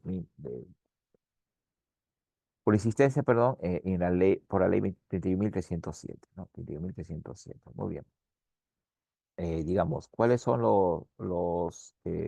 digamos, los principios? Bueno, Argentina y Perú son los únicos que han trasladado los principios del derecho procesal a sus códigos respectivos, ¿no? En el caso peruano, a través, tanto en el código anterior ya los había considerado como el código actual, ¿no? El código procesal, el constitucional actual, ¿no? Y estos principios son los siguientes. Principio de dirección judicial del proceso. ¿A quién le corresponde la dirección judicial del proceso? Al juez constitucional, ¿no? A la judicatura constitucional, que en nuestro país está conformada tanto por los jueces del Poder Judicial como del Tribunal Constitucional, cuando conocen los procesos respectivos, que nos vamos a ver la próxima semana, ¿no? Entonces, a ellos les corresponde dirigir el proceso hasta la consecución del mismo, es decir, hasta la emisión de una sentencia que declare que se vulneraron o se amenazaron derechos fundamentales o constitucionales y se ordene la restitución de estos derechos luego de la tramitación de un debido procedimiento constitucional, donde que de igual forma también se observen los derechos procesales, las normas fundamentales de derecho procesal, ¿no? Como yo lo explico, ¿no? Entonces le corresponde, en todo caso, bueno, y esta labor la hace el juez constitucional luego de que se acredite con los medios probatorios que se vulneraron o amenazaron los derechos constitucionales. O contrario census, puede desestimar la demanda declarándola improcedente y infundada cuando se acredite o se advierta de que no se vulneraron los derechos fundamentales con los medios probatorios actuados, pruebas de actuación inmediata, o simplemente no se cumple uno de los requisitos para acceder, ¿no? A los procesos, por ejemplo, en el amparo, cuando no se interpuso la demanda dentro del plazo, u otras causales, ¿no? Gratuidad en la actuación del demandante, que se ha extendido a la del demandado muchas veces, en la mayoría de casos, ¿no? Bueno, y esto se entiende porque, digamos, una persona que carezca de recursos económicos o se encuentre en situación de vulnerabilidad y encima se vulneraron sus derechos un derecho o derechos invocados en la demanda constitucional y se le obliga al pago de tasas y aranceles, podría, digamos, agravar su situación, ¿no? Economía procesal, algo similar como en el proceso civil, que implica que se tienen que utilizar los recursos humanos y logísticos materiales para la consecución de los fines, ¿no? De los procesos constitucionales, cuál es la tutela o la restitución de los derechos fundamentales o constitucionales. En mediación, como lo vamos a ver también la próxima semana, el juez en contacto directo con las partes y con las pruebas, donde estas formularán, por ejemplo, en la audiencia única que se ha previsto para los procesos de amparo, habeas corpus, habeas de cumplimiento. Entonces, el juez en contacto con ellos, en las audiencias, podría, digamos, el juez, eh, digamos, formarse una convicción de que se vulneraron o no los derechos constitucionales. Entonces, inmediación, ¿no? Y luego tenemos la socialización procesal, que significa que las partes tienen que tener iguales oportunidades al interior del proceso, ¿no? Parte demandante, parte demandada, sin que interese alguna posición social o económica eh, predominante, ¿no? Entonces, ¿qué más nos dice sobre los otros principios? Que el juez y el Tribunal Constitucional deben adecuar la exigencia de las formalidades previstas en este código al logro de los fines de los procesos constitucionales, ¿no? Entonces, estos principios se aplican, pues, cuando se instaura, cuando los jueces constitucionales conocen los 7 procesos constitucionales antes mencionados, ¿no? Muy bien. Gracias. No sé si tienen preguntas al respecto.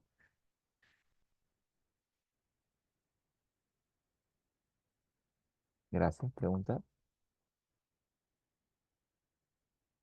Vamos a modificar, sí, para que ustedes puedan ver la norma correcta, ¿no? Sí, un pequeño error.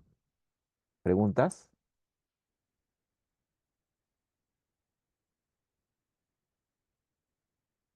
¿Todo quedó claro? Un poco denso el tema, no hemos tratado de condensarlo. Muy bien, sí, hay una pregunta, creo que. ¿En qué plazo máximo se debe resolver un habeas corpus? Buena pregunta. El código no establece plazos, pero sí yo diría que tiene que ser un plazo estrictamente razonable, dado que, digamos, está en juego el derecho a la libertad personal. Una persona detenida de manera injusta o arbitraria no debe estar o no debe permanecer eh, detenida un minuto más, ¿no? Y yo lo digo esto en un trabajo que les puedo recomendar que lean, de un artículo mío eh, elaborado, presentado en la revista de Derecho Procesal del Tribunal Constitucional, del Centro de Estudios Constitucionales, ¿no? Cuando hablamos del habeas corpus, nos referimos y hablamos y analizamos varios de los artículos del Código Procesal Constitucional referido al habeas corpus, ¿no? Que los recomiendo, o de repente se los mando a la institución como una lectura adicional para la próxima clase, ¿no? ¿Les parece? Pues esa lectura que ya la tengo ahí escaneada ahí, para que ustedes puedan conocer sobre normas referidas a la viajo. ¿Algunas otras preguntas, colegas?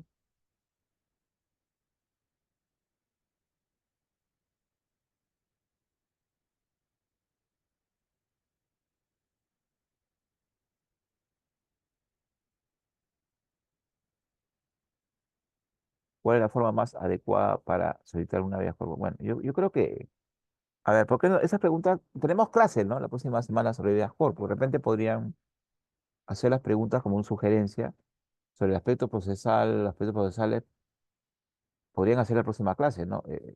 Yo les rogaría que hagan preguntas referidas a los temas que hemos tratado, ¿no? Si les parece bien a ustedes, ¿sí? ¿Cuál es la forma más adecuada para solicitar una viajo?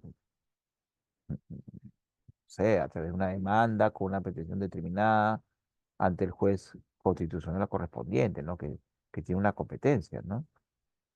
Eh, una pregunta un poco genérica, un poco amplia, de repente la podrían afinar en base a la clase que vamos a dictar la próxima semana, ¿no? Bueno, en principio podríamos dar un alcance al respecto, ¿no?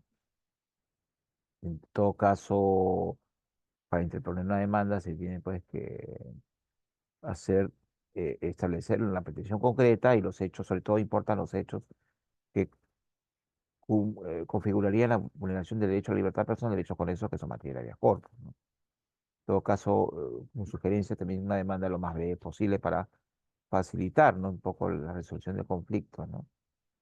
Sí, ¿más preguntas, colegas? No, sí, de ser posible sobre la clase que hemos hecho el día de hoy, ¿no? Sí, la demanda puede ser de forma verbal, exactamente. Pero cuando se interponga de forma verbal ante el juez constitucional, se tiene que proporcionar una sucinta relación de los hechos, ¿no? No, no necesita un formalismo. El habeas corpus es el más flexible en los procesos penales, ¿no? Pero sí, podrían hacerme preguntas sobre el tema que hemos tratado el día de hoy, ¿eh? ¿Quedó claro? ¿O alguna cosa que aclarar? Yo sé que este código, ojo, ha recibido críticas incluso de los académicos, ¿ah? Bueno, como toda obra humana no es perfecto, pero puede ser mejorable, ¿no? Incluso en la misma práctica se ha interpretado, por ejemplo, el artículo 24, se han modificado algunas normas, o sea, se puede mejorar. Yo diría que tiene aspectos positivos y otros que podrían ser criticables, ¿no? Sí, ¿preguntas?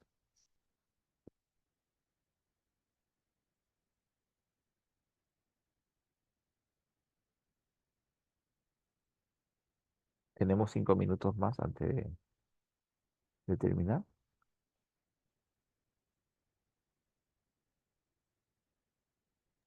Doctor, parece que ya no hay más preguntas, parece Muy que todo bien, está claro y ok, entonces, ya, ok, muchas gracias. gracias por su participación, por su excelente Gracias, ponencia brindada el gracias, día de hoy y gracias. esperamos contar con su presencia para las siguientes ponencias. Muchas gracias, Muy doctor. bien, la Hasta luego. próxima clase es el día 30, ¿no? Que vamos a desarrollar los 7 procesos en esas 2 horas. Gracias más bien a usted, gracias a la doctora Coordina, el director de la institución, y felicitarlos, ¿no? Porque habido una buena concurrencia, sobre todo en una fecha tan complicada, ¿no? Que es Fiestas Patrias, y más bien desearles a todos y a todas, los peruanos y a los que no también, un feliz 28, y recordar que siendo grandes estudiantes, grandes profesionales de derecho, podemos engrandecer, podemos a sacar adelante a nuestra patria, que por muy buenas, maravillosas cosas que tenemos los peruanos, sin embargo, estamos sumidos en muchos problemas. Yo creo que siendo mejores profesionales, como digo a mis alumnos también, podemos hacer patria, ¿no? Excelente. Bueno, gracias por las palabras. Espero que les haya encantado, que haya sido claro el tema. Gracias a todos y felices fiestas patrias y a disfrutarlas, ¿no? Nos vemos el día 30. Igualmente, Chao, doctor. gracias por, Hasta señor luego. coordinador. Nos vemos. Gracias. Mm, Hasta luego, doctor. Gracias, nos vemos. Depende.